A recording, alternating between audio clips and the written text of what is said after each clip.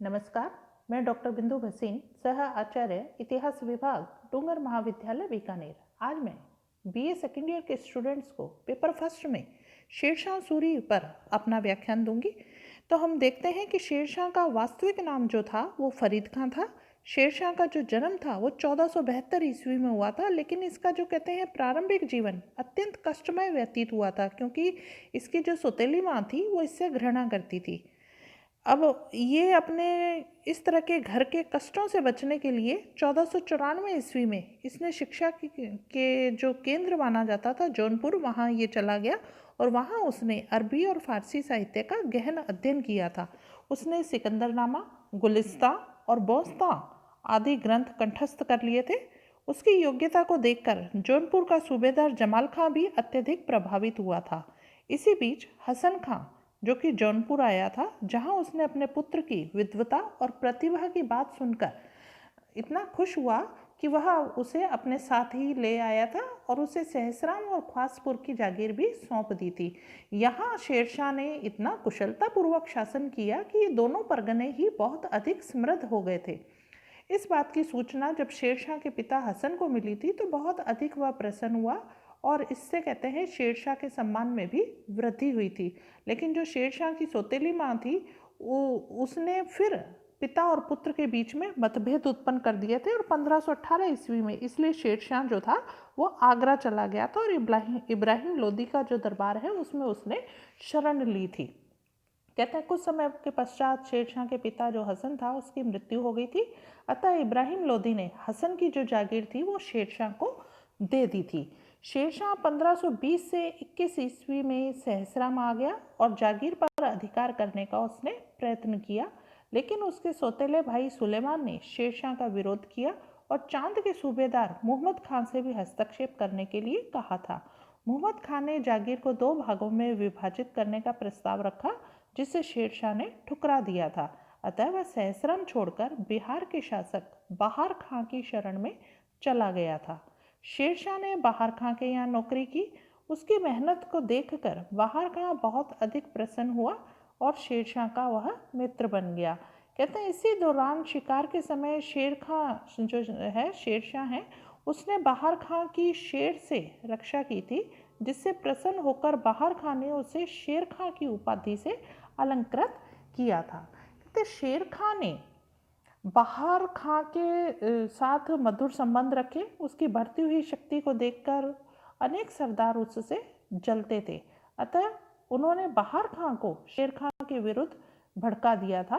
बहार खां ने शेरशाह को फिर निकाल दिया और शेरशाह कहते हैं एक बार फिर बेरोजगार हो गया। उसके पश्चात शेरशाह जो था वो जौनपुर के सूबेदार जुनैद की सहायता से बाबर के यहाँ उसने नौकरी की। कहते हैं इस प्रकार शेरशाह का मुगलों के साथ संबंध स्थापित हुआ, जो भविष्य में उसके बहुत काम आया। उसे मुगलों की कमजोरियों का पता लग गया, जिसके कारण उसने हुमायूं के विरुद्ध युद्ध में सफलता भी प्राप्त की थी।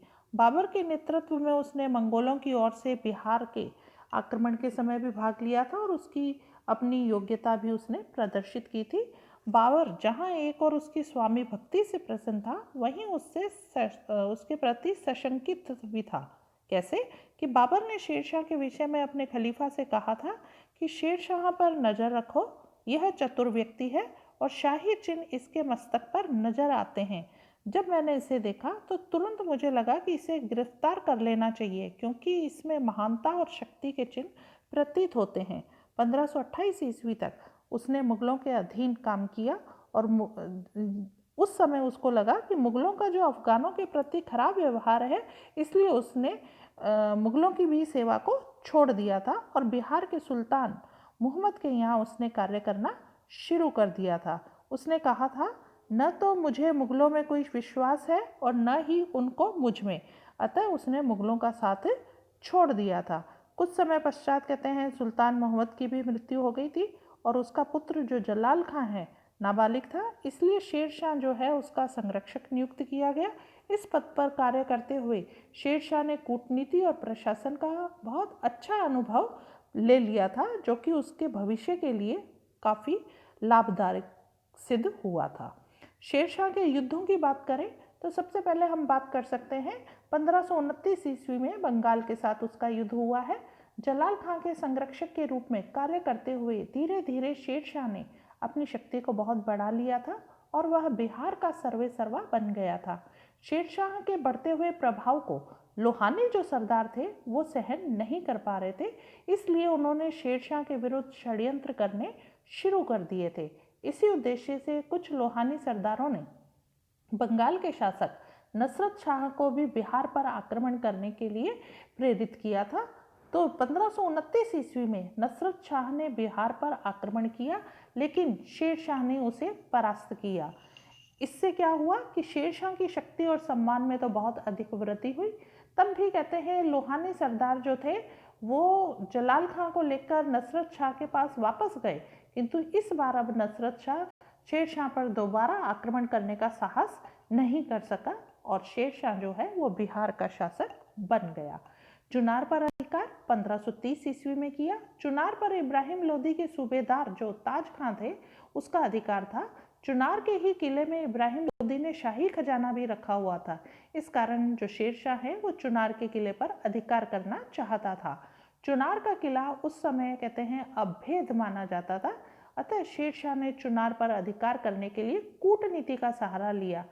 चुनार का सूबेदार अपनी पत्नी जो उसकी लाड मलिका है उसके प्रभाव में था। ताज खां की उसके पुत्र जो लाड मलिका का सौतेला पुत्र है उसने उसकी हत्या कर दी थी। इस अवसर का लाभ उठाते हुए शेरशाह ने मलिका से संपर्क स्थापित किया और उससे विवाह कर लिया। इस प्रकार उसका न केवल चुनार के किले पर अपितु शाही खजाने पर भी अधिकार हो गया था। हुमायूं के साथ उसका संघर्ष चला।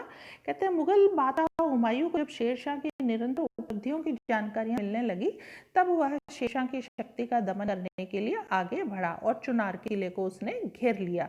कहते घेर तो 4 माह तक चला। हुमायूं को गुजरात के शासक बहादुर शाह के भी आक्रमण की सूचना मिली थी और कहते शेरशाह ने स्थिति को देखते हुए हुमायूं से संधि कर ली थी और उसकी अधीनता को स्वीकार कर लिया था। इस समय कहते हैं डॉक्टर SR शर्मा ने लिखा है कि इस प्रकार उसने हुमायूं से उस समय बड़ी चतुराई लेकिन कुटिल स्वामी भक्ति का प्रदर्शन करके पीछा छुड़ाया था और हुमायूं इस अपेक्षा में कि बिहार में शांति स्थापित हो गई है वापस लौट गया। उसे यह ज्ञात नहीं था कि शेरशाह की चाल थी और अपनी तैयारियां पूर्ण करने के लिए ही उसने हुमायूं से संधि कर ली थी। कानून को लिखते हैं कि अभी जो सांप है घायल हुआ था, मरा नहीं था। अनुमान होता था कि भविष्य में विपत्ति आने वाली है। हुमायूं जब काल्पनिक सुख की निद्रा में था तभी उसने बल प्राप्त कर लिया। अब हुमायूं और शेरशाह के बीच आजन्म शत्रुता का बीज जन्म ले चुका या जम गया था। बंगाल का अभियान 1534 ईस्वी में हुआ। तत्पश्चात शेरशाह ने बंगाल पर आक्रमण किया और बंगाल में उस समय कहते हैं महमूद शाह का शासन था। शेरशाह और महमूद के बीच में सूरजगढ़ नामक स्थान पर बहुत भयंकर युद्ध हुआ जिसमें शेरशाह की विजय हुई और जिसमें शेरशाह को अपार धन संपत्ति प्राप्त हुई थी। नेक्स्ट उसका कदम था हुमायूं पर उसने किस तरह से विजय प्राप्त करी। कहते हैं हुमायूं को जब शेरशाह सूरी की निरंतर विजयों की सूचना मिली तो वो चिंतित हो उठा था और उसने शेरशाह को परास्त करने के लिए शक्तिशाली सेना के साथ भी प्रस्थान किया था। शेर खां ने चुनार के दुर्ग की रक्षा के लिए अपने पुत्र कुतुब खां को नियुक्त किया था और गौड़ के दुर्ग को घेरने के लिए दूसरे पुत्र खबास खां को भेजा था, क्योंकि गौड़ के दुर्ग में बंगाल का शाही खजाना था। ये सब जब उसने हुमायूं पर विजय प्राप्त करी है, चौसा का युद्ध, चुनार का किला, बिलग्राम की लड़ाई और फिर हुमायूं का पलायन, ये सब मैं हुमायूं के व्याख्यान में बहुत ही विस्तृत जानकारी दे चुकी हूँ। अगले हम कदम पे चलते हैं, अगला कदम बढ़ाते हैं शेरशाह का राज्याभिषेक। कहते हैं बिलग्राम के युद्ध में विजय प्राप्त करके 1540 ईस्वी में शेरशाह सूरी जो है वो दिल्ली और आगरा का शासक बन गया था। 68 वर्ष की आयु में 1540 ईस्वी में कहते हैं उसका राज्याभिषेक किया गया। अब कहते हैं जब वो शासक बना तो शासक बनने के पश्चात शेरशाह की और कौन कौन सी विजय रही हैं, तो हम देख सकते हैं कि उसने सबसे पहला क्या कदम उठाया कि हुमायूं का पीछा किया। कहते शेरशाह अत्यंत योग्य और बुद्धिमान व्यक्ति था। जब हुमायूं बिलग्राम के युद्ध में परास्त होने के पश्चात भागने पर विवश हुआ था, तो शेरशाह ने हुमायूं के समान समय बर्बाद न करते हुए हुमायूं का पीछा करने के लिए अपने पुत्र को भेजा था, जो कि ख्वास खान ने हुमायूं का भारत की सीमा तक पीछे किया और हुमायूं को भारत छोड़ने के लिए विवश कर दिया था।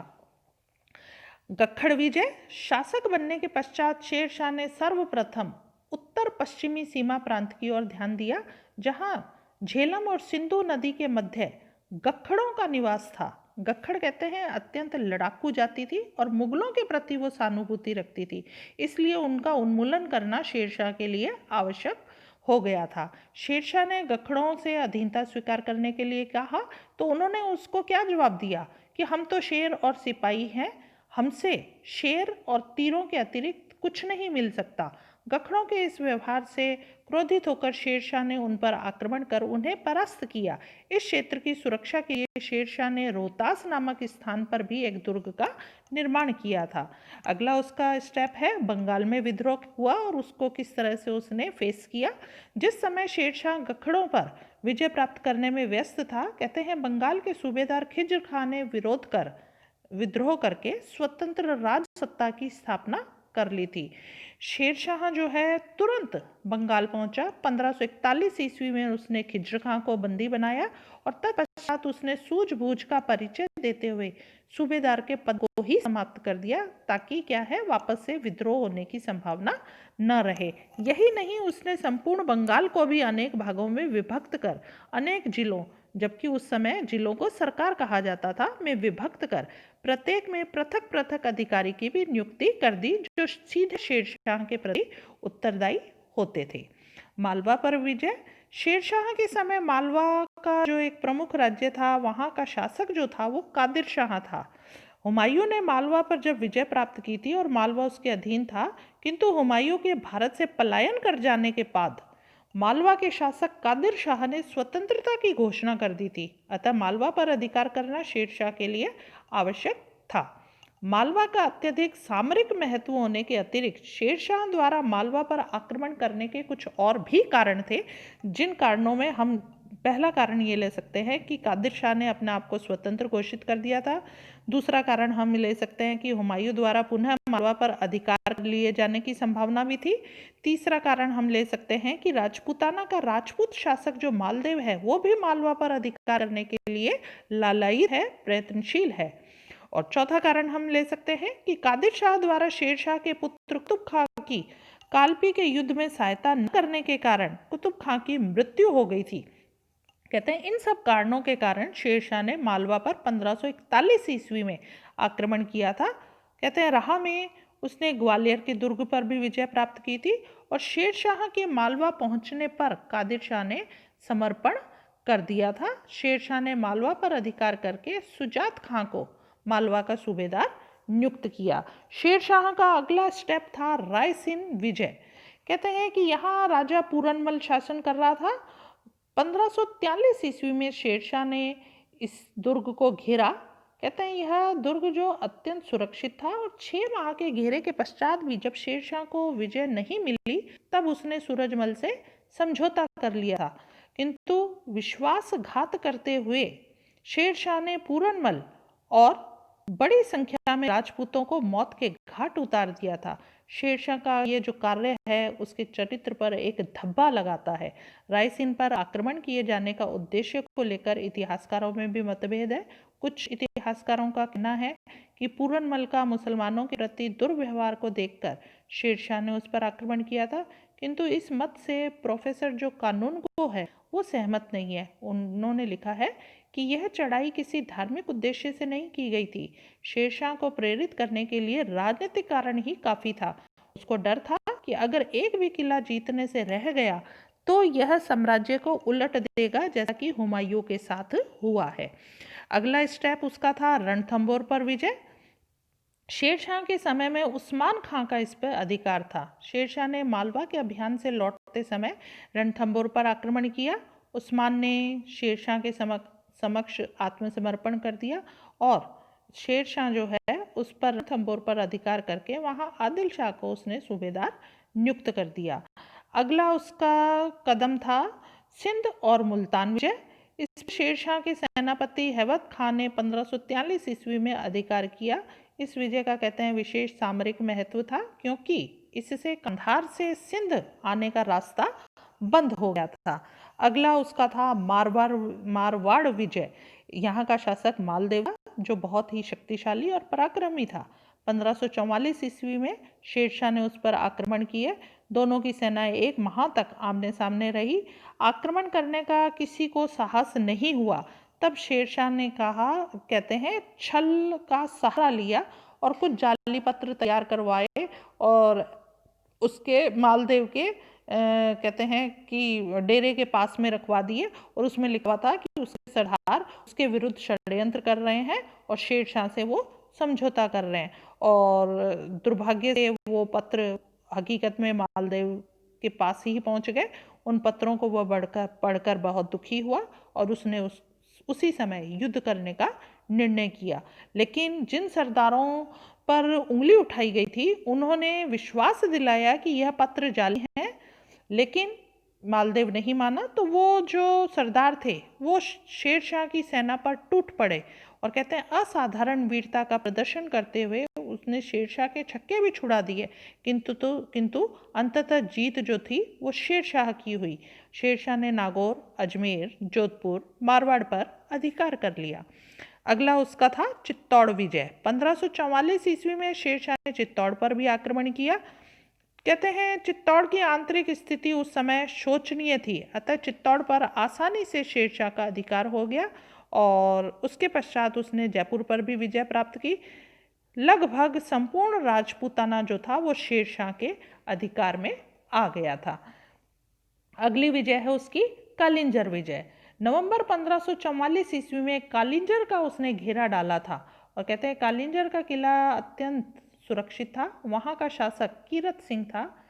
कीरत सिंह पर आक्रमण करने का कारण यह था कि उसने रीवा के शासक वीरमाल बघेला को शरण दे रखी थी।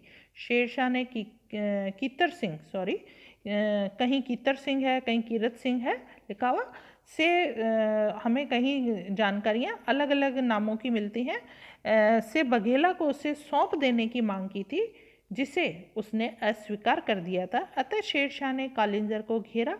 कालिंजर का घेरा कई महीनों तक चलता रहा, किंतु शेरशाह उस पर अधिकार नहीं कर सका। अंततः शेरशाह ने किले पर बारूदी गोलों से प्रहार करने का निर्णय लिया। 22 मई 1545 ईस्वी को जब वह बारूदी गोलों का निरीक्षण कर रहा था, कहते हैं तभी एक गोला जो था उसके समीप आकर फट गया था, जिससे वह गंभीर रूप से घायल हो गया।